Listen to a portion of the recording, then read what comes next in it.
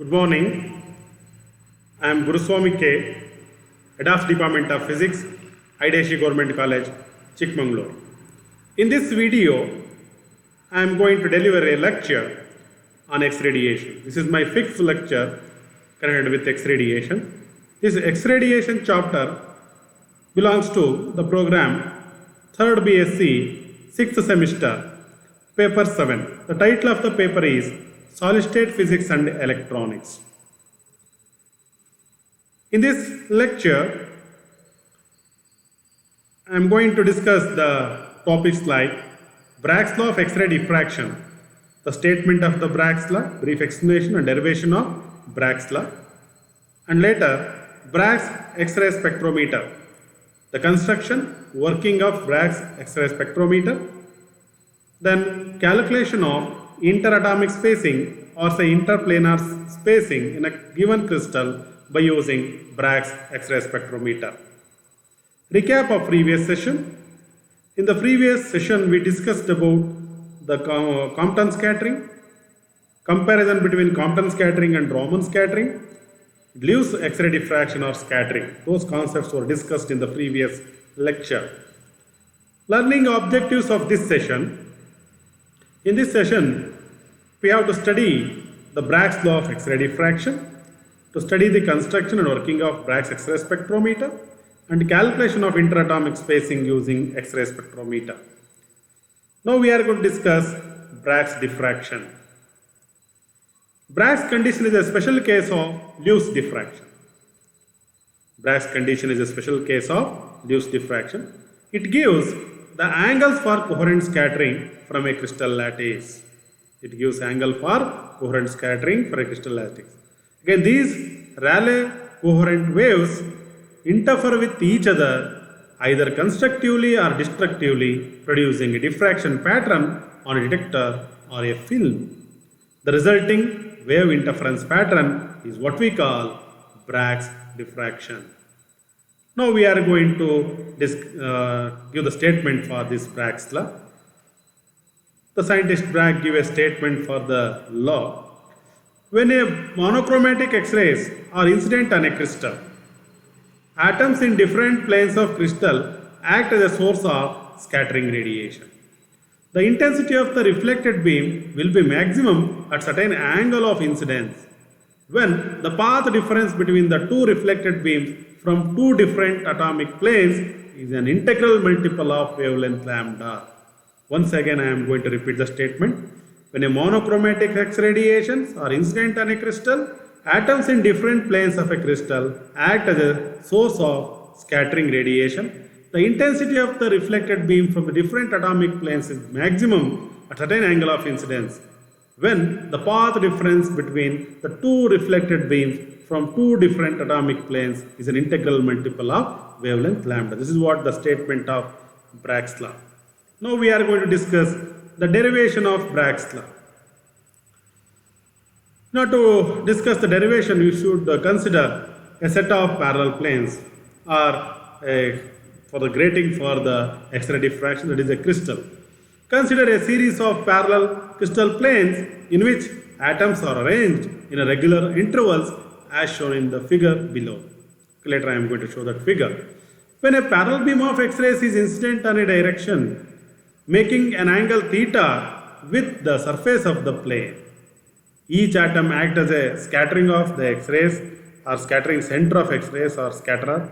The rays scatter not only from a single layer but from several layers together. Again, that number of layers offered for scattering by the crystal depends upon the penetrating ability or penetrating power of the incident X radiations. Now, here a large number of X-ray photons or X-ray beams are incident on the crystal planes and they penetrate deeper into the crystal planes. They suffer both reflection and as well as refraction. The incident beam partially get reflected and partially get refracted. Among these multiple planes in a given crystal, we should consider two successive planes. On the surface itself, we are going to construct two planes, surface planes. Okay, and here we know that those are parallel planes and are equally spaced, that is interplanar separation should be constant, that is what we call interatomic distance or interplanar separation. So let's consider two such parallel rays, parallel planes. On that planes, if the incident X-ray beams undergo reflection and refraction, no? So we have to consider two rays, say ABC and A dash, B dash, C dash from two successive atomic planes. The angle of incidence equal to angle of scattering or angle of reflection. According to first law of reflection, angle of incidence is equal to angle of reflection. By using that one here, we found that the glancing angle theta for the ray AB is same as that of the reflected ray BC. Similarly for the ray A dash, B dash and B dash, C dash also, the theta is constant. And here we found that if we consider these two, okay, reflected rays, if they superpose on one another, if the path difference between these two radiations, okay, if it is equal to an integral multiple of wavelength lambda, then we can expect maximum intensity fringe or maximum intensity in the film or this one detector. The path difference between the scattered wave from one layer and that from the next must be an integral multiple of wavelength lambda. By using this figure, we have to determine that path difference between the ray ABC and A dash, B dash, C dash.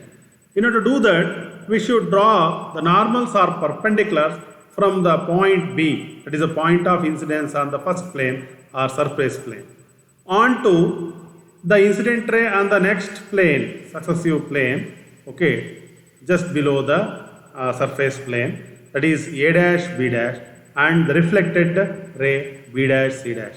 So we have to draw the normals from point B on to A dash, B dash. That point is named as capital M, and we have to draw the one more normal or perpendicular from point B on to B dash, C dash. That point is named as N. In this figure that is missing, so this point is M and this point is N. What is the path difference or path length difference between these rays A, B, C and A dash, B dash? Here you have to draw the normals to find out that path difference. Here we observe these are parallel incident beam of X radiations on the plane, surface plane and succeeding plane. These two are parallel, so this length is equal. Again, the reflected rays considered at this point, B and N point, there also these are equal. So what is the difference? This is the difference. M B dash N. M B dash or B dash N or N B dash. This is what the path difference between the ray ABC and A dash, B dash. Again here, obviously we found that the ray A dash, B dash, C dash traverse a greater path as compared to the ray ABC, because this ray penetrates deeper into the crystal, so its path length is greater than this. So the difference in path length can be found like this, just by drawing the normals or perpendicular from the point of incidence on the surface plane onto the incident ray and the reflected ray on the next, okay, succeeding plane below the surface one. Now by using the geometry here, that path length MB dash plus NB dash, okay, if it is equal to N lambda, if it is condition, this Bragg's condition, then only we are going to observe what the maximum intensity fringe. N is an integer. From figure we have MB dash equal to NB dash equal to D in sin theta. Nothing but here we are going to define sin theta.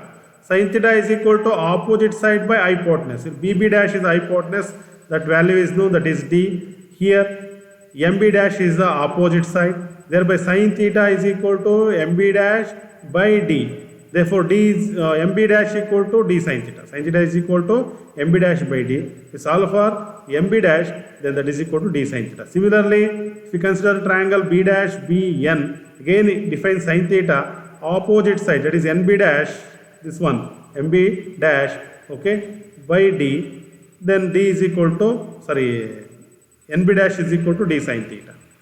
So from figure we have MB dash is equal to NB dash, that is equal to D sin theta. Substitute in the above expression, we get D sin theta plus D sin theta is equal to 2D sin theta. Okay, that this implies 2D sin theta is equal to N lambda. If this path difference equal to integral multiple of wavelength, then Bragg's condition is fulfilled. Nothing but we are going to get or observe a maximum intensity fringe. This is what mathematical form of Bragg's law. This is 2D sin tan lambda is called as Bragg's law. The condition for maximum intensity contained in Bragg's law above allows to calculate details about the crystal structure, or if the crystal structure is known, to determine the wavelength of the X-rays incident upon the crystal. Once again, repeat this point, very important, is the outcome of Bragg's law. If you know this Bragg's condition or Bragg's law, we can calculate details about the crystal structure. If you know lambda, theta and n, we can determine d, or if you know d, theta and n, we can determine lambda. Okay, or to determine the wavelength of X-ray incident upon the crystal. If we know the nature of the given crystal, if crystal is a known crystal, then if the X radiations used, the wavelength is not known, this is the unknown source, we may determine that wavelength also. This is what Bragg's law derivation and its importance. Next, Bragg's X-ray spectrometer. Now we shall discuss the construction and working, and later on the procedure used to find out interatomic separation or interplanar separation by using Bragg's X-ray spectrometer. Crystal structure and the structure of complex molecules, say DNA, in crystalline form are determined by using X-rays in X-ray diffraction spectrometer, or in short called as Bragg's spectrometer. Bragg's X-ray spectrometer or Bragg's spectrometer. A basic instrument used for such a study is as shown in figure. Here the Bragg's X-ray spectrometer consists of X-ray tube. From that X-ray tube we are going to produce a continuous X radiations that consists of all possible wavelength of X radiations, and it is made to pass through a matched filter setup. There that matched filters eliminate the unwanted wavelengths of X radiation. It allows only a monochromatic X radiation. A divergent beam of monochromatic X radiations coming out of the filters are made to pass through two narrow collimators or slits made of lead material. Why we are going to use lead? Lead has very high absorbing coefficient. Thereby, here we found that a divergent beam, if it is incident on the lead slits, only the radiations can incident on the aperture or slit or a fine hole in that lead slits, may proceeding in the same direction without losing any energy or change in its wavelength or frequency. But in other directions, whatever the divergent beam of radiations comes out of the matched filters, they are strongly absorbed by the lead material. So a fine pencil monochromatic beam of X radiations from the collimators is made to incident on a crystal which is mounted on a crystal table with certain angle of incidence or say glancing angle. And then what happens? This narrow beam of X radiations incident on the crystal, it can penetrate deeper into the crystal, and this X-ray beam suffers multiple reflections and refractions inside the crystal. The deflected or diffracted, say, or scattered radiations comes out of the crystal through Rayleigh scattering or coherent scattering. And few Compton scattering radiations also found, but those Compton scattered radiations, X radiations comes out of the crystal, leaves the crystal. But the radiations which suffer Rayleigh scattering, though Rayleigh scattered waves or beam of X radiations will pass through one more lead slit, narrow slit. Again, a fine pencil beam of these diffracted radiations from the crystal is made to pass through an ionization chamber or a detector. There, these radiations produce ionization, and some ions are produced, that is collected by the collector, that constitute a current in the circuit. That is, current is what we call ionizing current. The strength of the current decides the intensity of the scattered X-ray radiation. If the current strength is maximum, obviously the intensity of the scattered X radiations or diffraction pattern obtained is maximum. So here the crystal is mounted on a table, circular table, The arrangement is made in such a fashion that if you give a rotation theta to the crystal, then the detector will rotate through an angle 2 theta. Twice the angle of rotation given to the crystal that is suffered by the detector. Such type of arrangement can be made. Okay. Later, if you plot a graph of intensity of the emerging current or say intensity of X-ray diffraction versus 2 theta, then we are going to get a spectrum, that is what we call brass X-ray spectrum. By using that, next we are going to determine the interplanar separation if you know the wavelength and order of diffraction, or if you know the interplanar separation D, you know if you use the source, X-ray source of unknown wavelength, then we may determine the wavelength of X radiations. Now we are going to discuss the procedure used to determine that one. Before that, once again, point wise, I am going to explain the construction of the Bragg's X-ray spectrometer. Construction. Nearly monochromatic X-rays are produced in X-ray tube using characteristic X-rays. Matched filters are used to eliminate unwanted continuous X-rays and to optimize the energy of the K alpha line. Here we are going to use characteristic X-rays. Okay, unwanted continuous X-rays are eliminated by using matched filters. We are allow only a characteristic particular monochromatic K alpha line. X-ray beam is passed through a collimator containing two slits made up of a lead. A turntable is kept in front of the collimator on which crystal is mounted. Ionization chamber or detector is used to collect the reflected X-rays or diffracted X-rays. Ionization chamber is coupled to turntable such that it turns through twice the angle to that of turntable. If you give angle of rotation theta to the turntable, then the detector will turn through 2 theta. Procedure. A fine beam of monochromatic X-ray is made to fall on the crystal. The crystal reflects the X-rays which are collected by the ionization chamber or a detector. Turntable is rotated till a sharp increase in the intensity is detected, that is Bragg's condition is fulfilled. The sudden increase in intensity suggests that Bragg's law is satisfied at the given angle theta. The peak in ionization current occurs more than once for different values of n, where n is called as order of diffraction. So, a plot of ionization current as a function of angle theta is as shown in figure for a given crystal. Later I am going to show that figure. Procedure to find the lattice constants of unknown crystal. First experiment is performed to determine lambda of X-rays using a standard crystal such as NaCl or CaCl or nickel, for which interplanar spacing is known. Once I am going to repeat this point. First experiment is performed to determine lambda of X-rays using a standard crystal. Standard crystal means we know the crystal structure and interplanar separation and chemical, electronic and this physical properties of the crystal. Such crystals are sodium chloride, calcium chloride and nickel. First you have to do the experiment on these crystals and determine the wavelength of the X-ray used. Now the experiment is repeated using an unknown crystal to determine the order of the diffraction peaks. The order of diffraction say n equal to 1, 2, 3 and so on, and their corresponding angles say theta 1, theta 2, theta 3 and so on. Here n equal to 1 first order corresponding theta is theta 1, n equal to second order theta 2, like that. Then the interplanar spacing of unknown crystal can be determined by using Bragg's law, that is n lambda equal to 2d sin theta.